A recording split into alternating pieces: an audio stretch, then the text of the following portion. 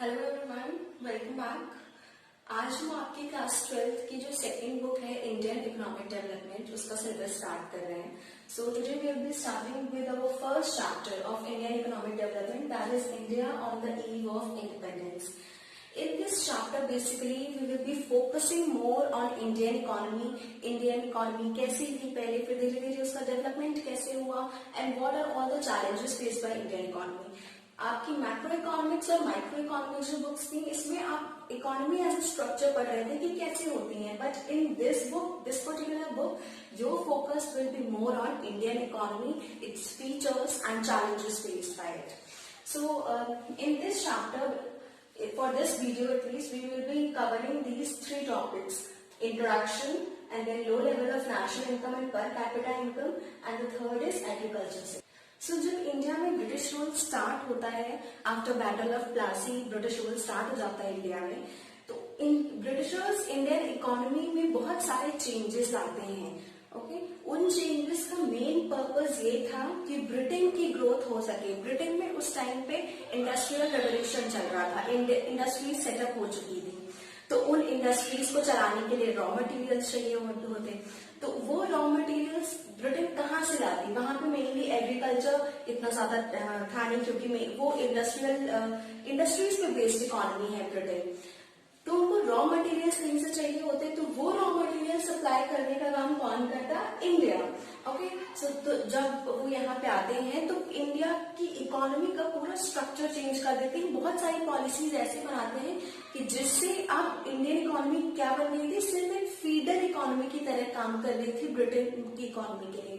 Feeder economy का मतलब है कि वो उनको रॉ मटेरियल सप्लाई कर रही थी, इनपुट्स दे रही थी, और इन रिटर्न उसको एज सच कुछ नहीं मिल रहा था. So basically before British rule, हम पहले पढ़ते हैं कि ब्रिटिशर्स के आने से पहले, ब्रिटिश रूल स्टार्ट होने से पहले इंडिया की इकोनॉमी कैसी थी. Before British rule started, Indian economy was a very prosperous economy. मतलब बहुत समृद्ध था हमारा देश इकोनॉमी के, अर्थव्यवस्था के मामले में. हम लोग सेल्फ रिलायंट थे. हमारी ज्यादा पहले यहाँ पे मॉडर्नाइजेशन नहीं था, अर्बनाइजेशन नहीं था, तो लोगों की नीड्स जो थी वो बहुत कम थी. ओके, तो हम उन नीड्स को फुलफिल करने में सेल्फ रिलायंट थे, इंडिपेंडेंट थे. हमें किसी दूसरे के ऊपर डिपेंड नहीं होना पड़ता था. जितनी हमारी फूड ग्रेन्स की रिक्वायरमेंट होती थी, वो सब हम खुद से प्रोड्यूस करके उन रिक्वायरमेंट्स को फुलफिल कर लेते थे. उसके अलावा क्या फीचर था before Britishers came in India? हमारी इकोनॉमी जो थी, that was an agrarian economy. Agrarian economy means our economy was mainly dependent on agriculture. Most of the population, around 3/4 population India की 75%, 80% वो एग्रीकल्चर पे डिपेंड करती थी. Rural population India में ज्यादा थी, उनका सोर्स ऑफ लाइवलीहुड एग्रीकल्चर था. उसके अलावा अदर देन एग्रेरियन इकोनॉमी, हमारा जो हैंडीक्राफ्ट इंडस्ट्री था, जैसे कि कॉटन और सिल्क टेक्सटाइल्स प्रोड्यूस करना, ओके, मेटल्स और जो आपके प्रेशियस जेम्स होते हैं, उन सब के वर्क्स में इंडिया वाज वेरी फेमस. बाहर की कंट्रीज इंडिया से गुड्स इंपोर्ट करती थी. सिल्क और इंडिया के कॉटन और इंडिया के सिल्क प्रोडक्ट्स की डिमांड बाहर की मार्केट में बहुत ज्यादा थी. So India, basically before British rule, India was a prosperous economy. It was an agrarian economy and it had a well-developed handicraft industries. Okay? फिर क्या होता है, जब ब्रिटिशर्स आ जाते हैं तो उनका मेन पर्पस होता है कि ब्रिटेन का ज्यादा से ज्यादा डेवलपमेंट हो सके. तो इसके लिए वो क्या करते हैं कि इंडिया से रॉ मटेरियल्स वो लोग बहुत चीप रेट्स पे, ओके, बहुत चीप रेट्स पे इंडिया से रॉ मटेरियल्स खरीद करके उनको एक्सपोर्ट करते हैं ब्रिटेन में, और वहां पे ब्रिटेन की इंडस्ट्रीज में उनसे फिनिश्ड गुड्स बनाए जाते हैं, और वो finished goods, machine made finished goods जो थे, वो इंडिया में वापस इंपोर्ट किए जाते हैं और वो हाई प्राइसेस पे सेल किए जाते हैं इंडियंस को. तो अब इंडियंस बेसिकली क्या बन चुके थे? Indian economy was the supplier of raw materials, जो रॉ मटेरियल्स को बहुत चीप रेट्स पे सप्लाई करती थी, और कंज्यूमर थी फिनिश्ड गुड्स की, जो गुड्स ब्रिटेन से इंपोर्ट किए जा रहे थे. तो यहाँ पे दोनों तरीके से लॉस इंडिया का ही हो रहा था. रॉ मटेरियल्स भी चीप रेट पे जा रहे थे और फिनिश्ड गुड्स उनको बहुत हाई प्राइसेस पे खरीदने पड़ रहे थे.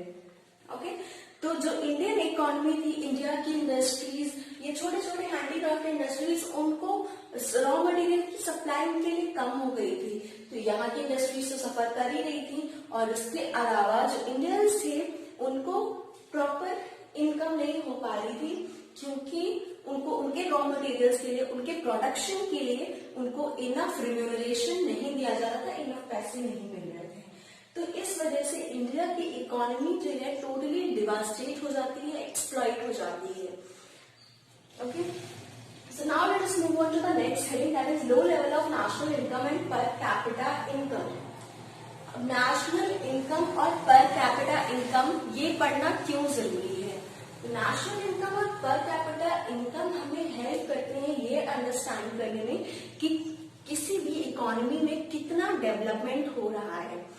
तो ड्यूरिंग ब्रिटिश रूल, ब्रिटिशर्स ने कोई भी ऐसा एफर्ट्स नहीं लिए थे, कोई भी ऐसे स्टेप्स नहीं लिए जिससे कि नेशनल इनकम और पर कैपिटा इनकम को कैलकुलेट किया जा सके।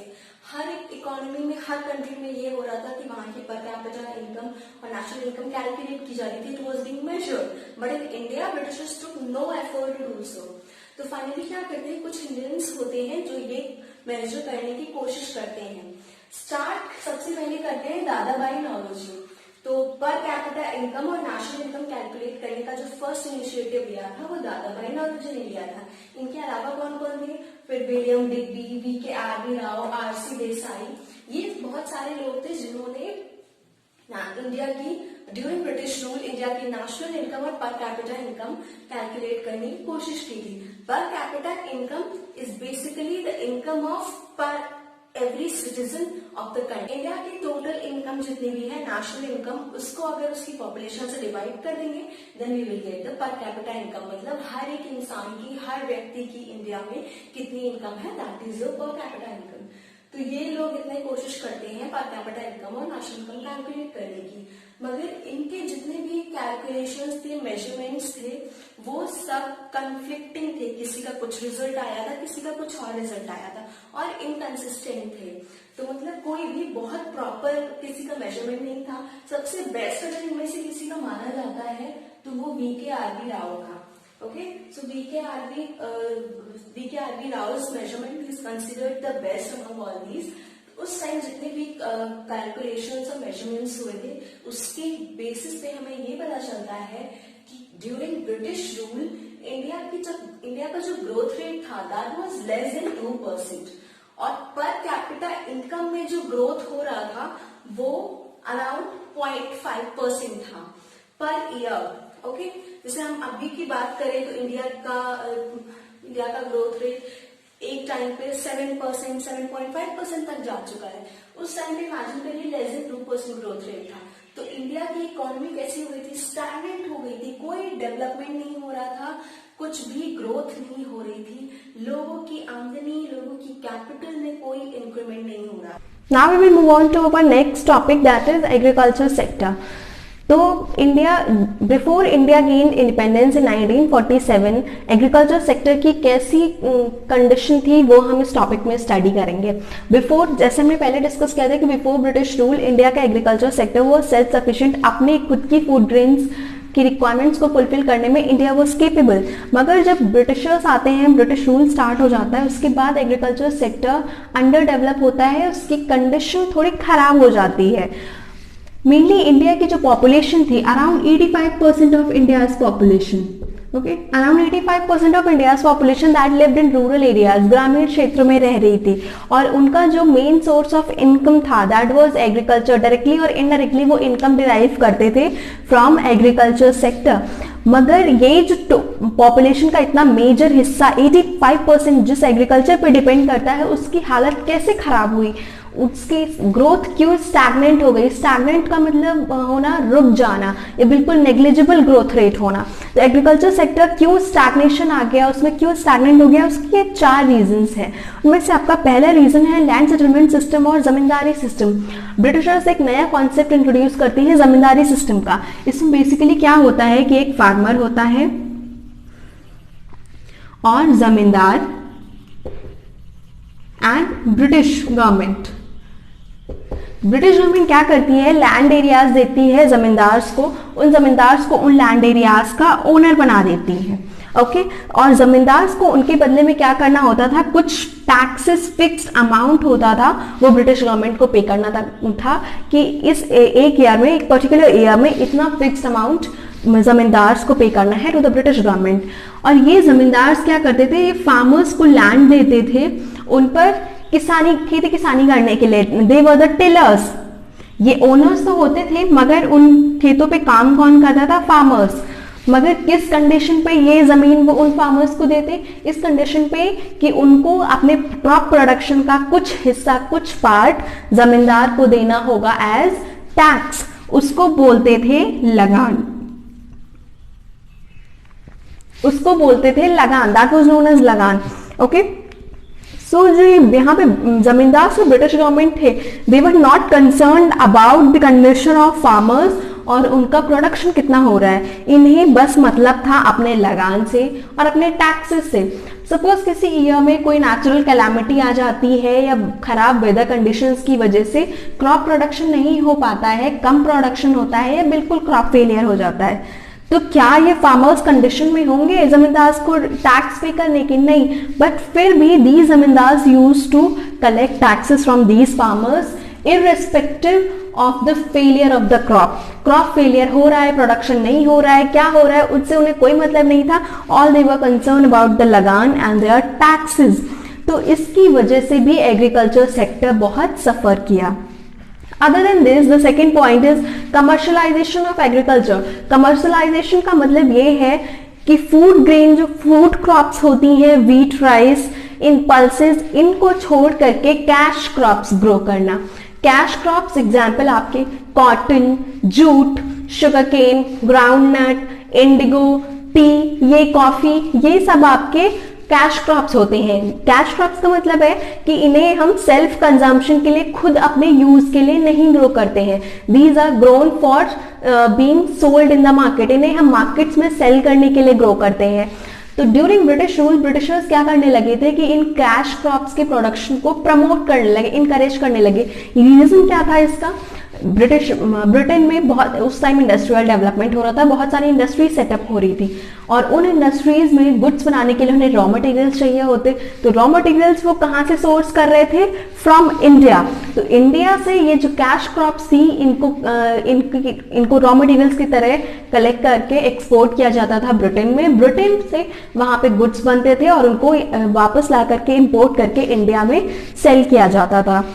तो इस सब की वजह से क्या होने लगा, इंडिया में फूड ग्रेन्स की कमी होने लगी, because more and more people use to grow cash crop. ज्यादा से ज्यादा लोग कैश क्रॉप्स, उनको इंसेंटिव्स दिए जा रहे थे कि वो ज्यादा से ज्यादा कैश क्रॉप्स को ग्रो करें। तो इंडिया में फूड ग्रेन्स की शॉर्टेज हो गई। तो इस सब की वजह से क्या होने लगा कि फ्रीक्वेंट फमाइन्स आने लगे। रीजन ये था कि ऑलरेडी कैश क्रॉप्स ग्रो करने की वजह से इंडिया में फूड ग्रेन्स का प्रोडक्शन कम हो गया। ऊपर से अगर कोई एक नेचुरल कैलामिटी आ जाती थी या क्रॉप फेलियर हो जाता था तो फूड ग्रेन्स की और शॉर्टेज हो जाती थी। तो जो लोग जो कैश क्रॉप्स ग्रो कर रहे हैं, जो अपने खुद की यूटिलाइजेशन के लिए, अपने खुद के कंजम्पशन के लिए फूड ग्रेन्स नहीं ग्रो कर पा रहे, वो लोग जो मार्केट पे डिपेंड कर रहे हैं फूड ग्रेन्स खरीदने के लिए, तो उनके लिए शॉर्टेज हो जाता था फूड ग्रेन्स का और उन्हें फमाइन्स का सामना करना पड़ता था। The third point is low level of productivity. Low level of productivity मतलब कि प्रोडक्शन कम होना।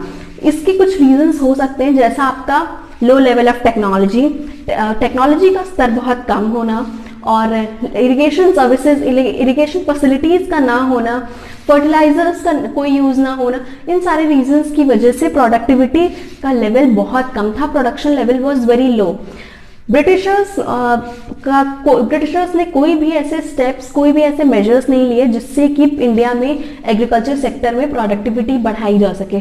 उन्होंने इरिगेशन के लिए कोई मेजर्स नहीं लिए, इरिगेशन फैसिलिटीज प्रोवाइड करने के लिए। Farmers they mainly had to depend on monsoon for irrigation, और अगर मॉनसून नहीं होता था, इरेगुलर होता था, तो क्या क्रॉप फेलियर हो जाता था।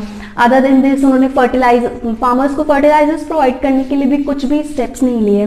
तो इन सारी रीजंस की वजह से इंडिया में फूड ग्रेन्स का प्रोडक्शन लेवल जो था that was very low. The fourth point is of scarcity of investment.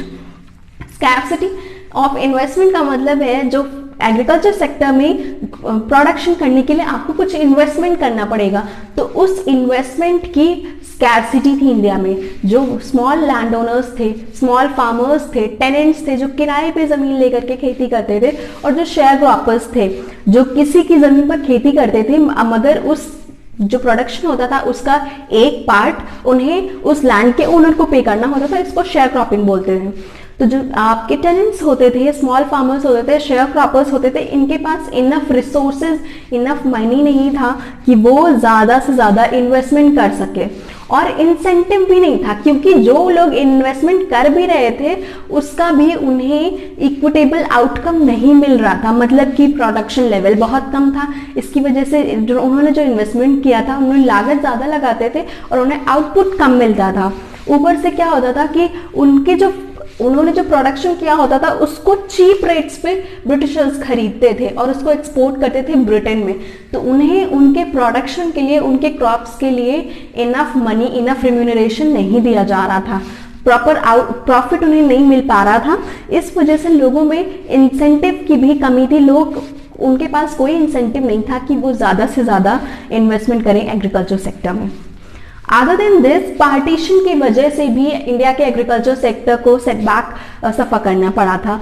उसको क्या रीजन था इसका कि जब इंडिया का पार्टीशन होता है तो जो इंडिया का फर्टाइल लैंड एरिया था, जो इरिगेटेड लैंड एरिया था, उसका बहुत बड़ा पार्ट पाकिस्तान में चला जाता है। जो आपका करंट डे पंजाब है उसके अराउंड वाला area was very fertile and irrigated. तो अभी पाकिस्तान में भी पंजाब का बहुत बड़ा पार्ट है जो वहां का भी मोस्ट फर्टाइल एरिया है। तो बहुत बड़ा large portion of land that was irrigated and fertile went to Pakistan after partition. Other than this, क्या था कि इंडिया जूट प्रोडक्शन के मामले में भी बहुत आगे था, मगर ऐसा कुछ था कि जो आपका करंट वेस्ट बंगाल है वहां पर आपकी जूट इंडस्ट्री ज्यादा थी, और जो आपका करंट बांग्लादेश है वहां पर जूट का प्रोडक्शन होता था, जूट क्रॉप्स ग्रो की जाती थी। फिर जब इंडिया का पार्टीशन होता है तो वेस्ट बंगाल इंडिया में रह जाता है, मतलब जूट इंडस्ट्रीज इंडिया में रह जाती हैं, और जो बांग्लादेश है उस टाइम पे जिसको ईस्ट पाकिस्तान बोलते थे, वहां पर जूट ग्रोइंग एरिया वो वहां पे चला जाता है। तो अब यहाँ पे क्या होता है कि इंडस्ट्रीज तो है इंडिया में, मगर आफ्टर इंडिपेंडेंस इंडस्ट्रीज तो थी मगर रॉ मटेरियल्स की कमी हो गई थी।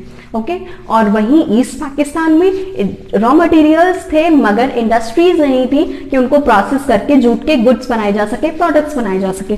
तो ये सारे रीजंस थे कि कैसे एग्रीकल्चर सेक्टर सफर करता है ड्यूरिंग द ब्रिटिश टाइम, और क्या कंडीशन होती है on the day India gains independence. After this, we will move on to the next two sectors, that is industrial sector and foreign trade sector, and then we will discuss the occupational structure and other topics of this chapter.